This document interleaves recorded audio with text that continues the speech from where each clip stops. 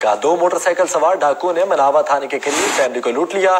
डाकू शहरी कैसर और उसकी बीवी से 25 तोले सोना और 25,000 रुपए लूटकर फरार हो गए। शहरी कैसर अपनी बीवी के साथ किसी फंक्शन से वापस आ रहा था। आपको बताएं कि शहर में डकैती की वारदातों में इजाफा होने लगा है। दो मोटरसाइकिल सवारों ने मुनावा थाने के करीब फैमिली को लूट लिया है। मजीद तफसीलात जानते हैं नुमाइंदा 7 न्यूज़ मलिक मुश्ताक से। मलिक मुश्ताक, आगाह कीजिएगा इस हवाले से। जी अलीशा, शहर लाहौर में डकैती की रोज बरोज बढ़ती हुई वारदातें जो है वो दिन ब दिन बढ़ रही हैं और लाहौर पुलिस नाकाम नजर आ रही है।